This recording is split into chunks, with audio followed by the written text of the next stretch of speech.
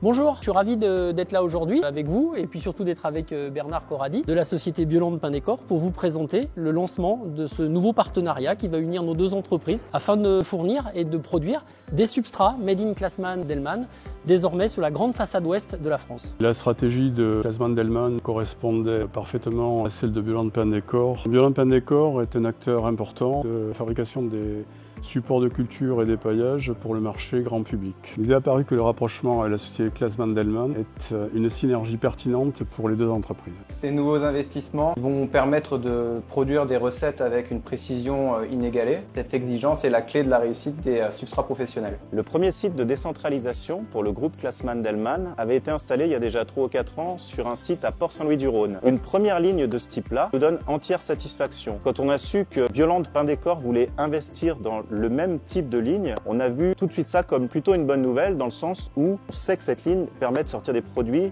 qui nous conviennent tout à fait. Le défi à propos de cette usine consiste à produire des terreaux qui soient sûrs, qui soient efficaces, mais aussi qui soient durables, c'est-à-dire des terreaux à faible empreinte carbone enrichis en matières premières alternatives renouvelables. Notre stratégie est basée sur les deux piliers. Le premier pilier qui consiste à décentraliser nos usines et ainsi de se rapprocher des zones de production et de se rapprocher des producteurs. Le deuxième pilier, c'est de se rapprocher de zones dans lesquelles on dispose de grandes quantités de matières premières renouvelables. Et là, étant basé au cœur du massif landais, on a tout de suite à disposition ce genre de matières, à la fois différents types d'écorce, à la fois de la fibre de bois, de les associer aux tourbes qui sont notre ingrédient numéro 1 et de pouvoir les proposer à la filière à la fois horticole, mais aussi et surtout à la filière pépinière. On a débuté ce projet il y a déjà plus de 12 mois avec un panel de 12 producteurs ambassadeurs qui ont décidé de nous accompagner. On leur a proposé de travailler avec eux sur toute cette dernière année, de mettre au point ensemble les recettes, de nous guider, nous aussi les guider sur ces nouvelles recettes pour la pépinière. C'est ce qui fait qu'aujourd'hui, en fait, on est prêt à lancer ce projet en phase commerciale.